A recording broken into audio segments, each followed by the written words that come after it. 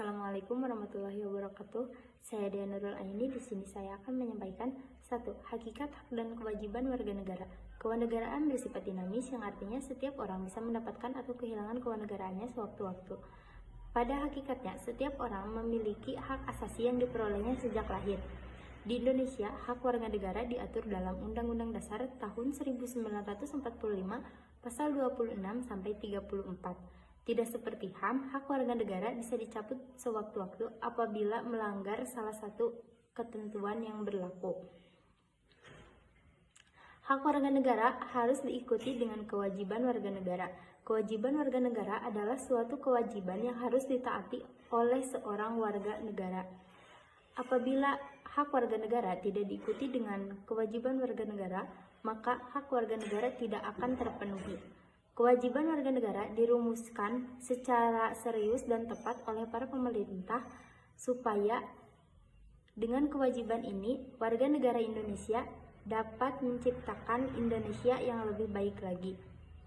Hak dan kewajiban warga negara harus mencakup hak asasi manusia atau HAM dan juga tidak boleh melanggar hak asasi manusia. Hakikat warga negara adalah harga diri warga negara yang harus dihormati dan dihargai supaya dapat terjadi kerukunan dan kesejahteraan. Perkenalkan, nama saya Dina Natasha Paridah, nomor absen 14 dari kelompok 3 yang akan menjelaskan tentang hak dan kewajiban warga negara dalam Pancasila. Hak dan kewajiban warga negara dalam Pancasila yaitu dalam sila pertama ada beberapa sikap yang termasuk mengamalkan hak dan kewajibannya. 1. Beribadah kepada Tuhan Yang Maha Esa sesuai dengan agama yang dipercayainya. 2. Menghormati pilihan agama, kepercayaan, serta kebebasan beribadah antar masyarakat. Yang ketiga, bekerja sama antar masyarakat untuk membangun lingkungan yang rukun. Keempat, tidak memaksa kepercayaan maupun agama yang dianggap benar pada orang lain. Dalam sila kedua, ada beberapa sikap yang termasuk mengamalkan hak serta kewajiban dalam silanya, yaitu 1. Mendapatkan keadilan di mata hukum. 2. Bersikap adil dan membela kebenaran. 3. Mengakui dan diakui sederajat sebagai sesama manusia. Yang selanjutnya, menjunjung tinggi kemanusiaan dan tenggang rasa. Dalam sila ketiga, ada sikap rela berkorban untuk bangsa. 1. Bergaul dengan sesama manusia. 2. Menempatkan kepentingan bangsa di atas kepentingan pribadi ataupun kelompok. 3. Selalu menjunjung tinggi persatuan sesuai semboyan Bhinneka Tunggal Ika. Lalu, dalam sila keempat, ada berpendapat serta menghormati pendapat orang lain, yaitu 1. Tidak memaksa pendapat pribadi. 2. Mengutamakan musyawarah untuk mendapatkan keputusan dalam kepentingan bersama. Yang ketiga, bertanggung jawab atas setiap keputusan musyawarah.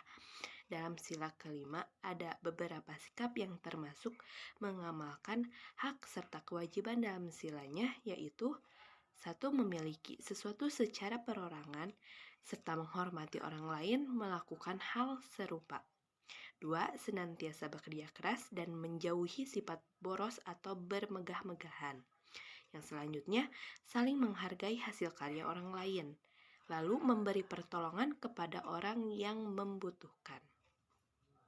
Jadi, hak dan kewajiban warga negara dalam Pancasila terkandung di dalam kelima sila tersebut, yaitu ketuhanan, kemanusiaan, persatuan, kerakyatan, dan keadilan. Oleh karena itu, Pancasila menjadi dasar bagi seluruh warga negara Indonesia untuk menjalankan kehidupan sehari-hari. Tujuannya agar terwujud kehidupan yang sejahtera. Perkenalkan, nama saya Genta Nugraha. Saya dari kelas 12 IPA 7 dari kelompok 3. Saya di sini akan menjelaskan tentang hubungan hak dan kewajiban negara dan warga negara. Hak adalah kuasa untuk menerima atau melakukan sesuatu yang semestinya diterima atau dilakukan oleh pihak tertentu dan tidak dapat oleh pihak lain manapun juga, yang pada prinsipnya dapat dituntut secara paksa olehnya. Hak dan kewajiban merupakan sesuatu yang tidak dapat dipisahkan, akan tetapi terjadi pertentangan karena hak dan kewajiban tidak seimbang. Semua itu terjadi karena pemerintah dan para pejabat tinggi lebih banyak mendahulukan hak daripada kewajiban. Untuk mencapai keseimbangan antara hak dan kewajiban, yaitu dengan cara mengetahui posisi diri kita sendiri sebagai seorang warga negara harus tahu hak dan kewajibannya. Seorang pejabat atau pemerintah pun harus tahu akan hak dan kewajibannya, seperti yang sudah tercantum dalam hukum dan aturan-aturan yang berlaku. Jika hak dan kewajiban seimbang dan terpenuhi, maka kehidupan masyarakat akan aman sejahtera.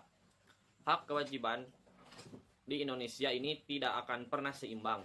Oleh karena itu, kita sebagai warga negara yang berdemokrasi harus bangun dari mimpi kita yang buruk ini dan merubahnya untuk mendapatkan hak-hak dan tak lupa melaksanakan kewajiban kita sebagai rakyat Indonesia. Sebagaimana telah ditetapkan dalam Undang-Undang Dasar 1945 pada pasal 28 yang menetapkan bahwa hak warga negara dan penduduk untuk berserikat dan berkumpul, mengeluarkan pikiran dengan lisan maupun tulisan dan sebagainya. Syarat-syarat akan diatur dalam undang-undang. Pasal ini mencerminkan bahwa negara Indonesia bersifat demokrasi pada para pejabat dan pemerintah untuk bersiap-siap hidup setara dengan kita. Harus menjunjung bangsa Indonesia ini kepada kehidupan yang lebih baik dan maju. Dengan memperhatikan rakyat-rakyat kecil yang selama ini kurang mendapat kepedulian dan tidak mendapatkan hak-haknya. Halo, perkenalkan nama saya Jailani dari kelas 12 IPA 7. Di sini saya akan menjelaskan tentang pelanggaran hak warga negara dan pengingkaran kewajiban warga negara. Yang pertama adalah pelanggaran hak warga negara. Pelanggaran hak warga negara adalah setiap perbuatan seseorang atau kelompok orang, termasuk aparat negara, baik disengaja maupun tidak disengaja, atau kelainan yang secara hukum mengurangi, membatasi, menghalangi, dan atau mencabut hak asasi seseorang atau kelompok orang, atau tidak memberikan apa yang menjadi hak warga negara yang dijamin oleh undang-undang, dan tidak mendapatkan atau dikhawatirkan tidak akan memperoleh penyelesaian hukum yang benar dan adil berdasarkan mekanisme hukum yang berlaku. Nah, itu merupakan penjelasan dari pelanggaran hak warga negara. Oke, kita langsung saja ke contoh kasus pelanggaran hak warga negara. Yang pertama adalah proses pengadilan hukum yang belum optimal. Misalnya, terjadi kasus salah tangkap, perbedaan perlakuan oknum aparat penegak hukum terhadap pelanggar hukum dengan dasar kekayaan atau jabatan yang masih terjadi. Ya, emang itu fakta. Baik, langsung saja yang kedua adalah tingginya angka kemiskinan dan pengangguran. Ketiga, semakin merebak kasus pelanggaran HAM seperti pembunuhan, pemerkosaan, KDRT, dan masih banyak lagi. 4.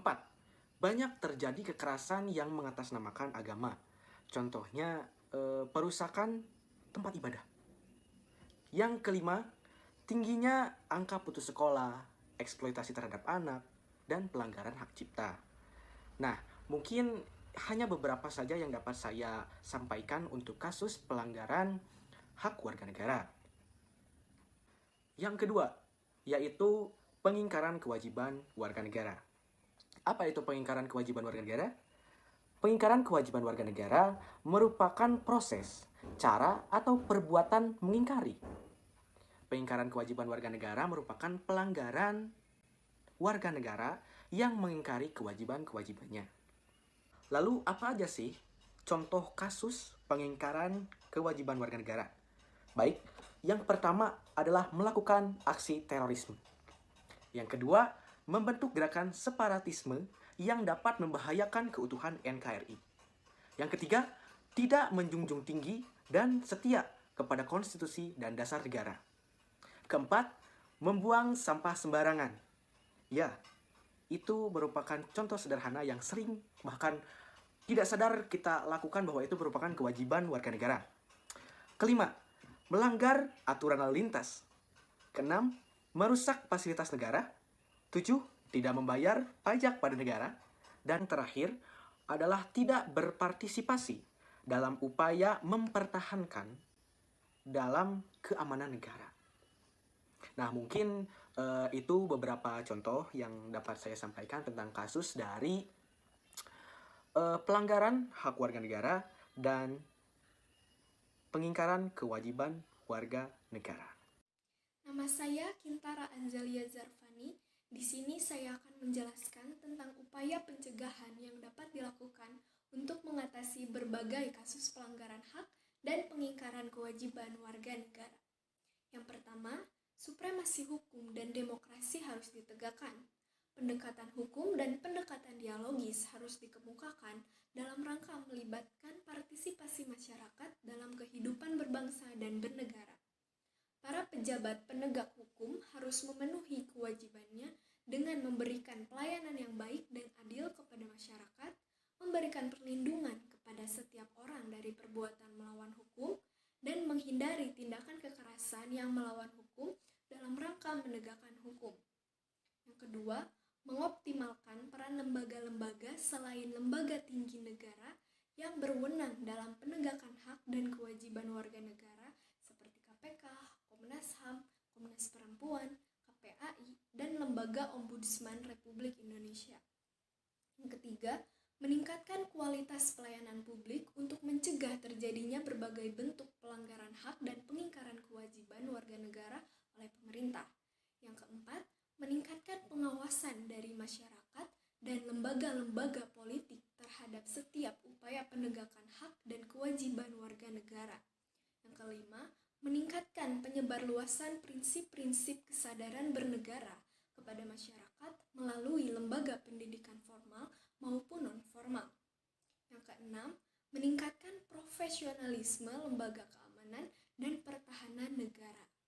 Yang ketujuh, meningkatkan kerjasama yang harmonis antar kelompok atau golongan dalam masyarakat agar mampu saling memahami dan menghormati keyakinan dan pendapat masing-masing. Selain melakukan upaya pencegahan, pemerintah juga menangani berbagai kasus yang sudah terjadi.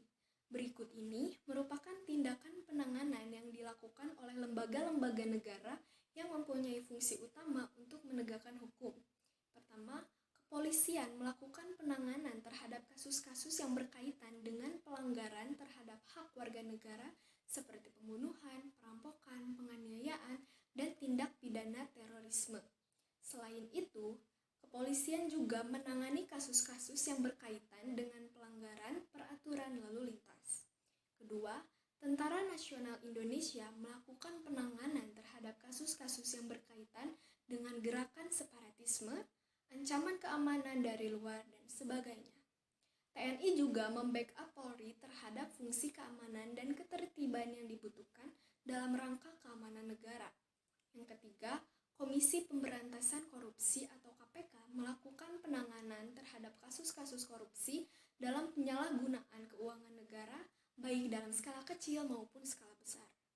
Yang keempat, lembaga peradilan melakukan perannya untuk menjatuhkan vonis atas kasus pelanggaran hak dan pengingkaran kewajiban warga negara. Yang kelima, masyarakat memiliki fungsi kontrol terhadap proses penyelenggaraan penegakan hukum secara adil. Perkenalkan, nama saya Krisna Septian Duitama, nomor absen 18. Saya akan menyimpulkan tentang hak dan kewajiban warga negara. Hak dan kewajiban merupakan dua hal yang saling berkaitan. Hak merupakan sesuatu yang dimiliki oleh setiap orang. Setiap orang memiliki hak asasi manusia dan hak warga negara. Kewajiban warga negara berarti tindakan atau perbuatan negara yang harus dilakukan dengan penuh tanggung jawab sesuai dengan peraturan perundang-undangan. Adapun pelanggaran hak warga negara terjadi karena warga negara tidak menikmati atau menerima haknya akibat dari adanya kelalaian atau pengingkaran terhadap kewajiban hak baik oleh diri sendiri maupun oleh pemerintahan.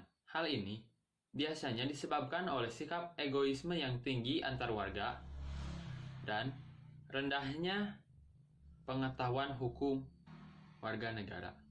Tindakan penegakan hak dan kewajiban warga negara adalah dengan mencegah timbulnya faktor-faktor yang menyebabkan pelanggaran hak dan kewajiban warga negara, sehingga pelanggaran atau pengingkaran hak dan kewajiban warga negara dapat diminimalisir.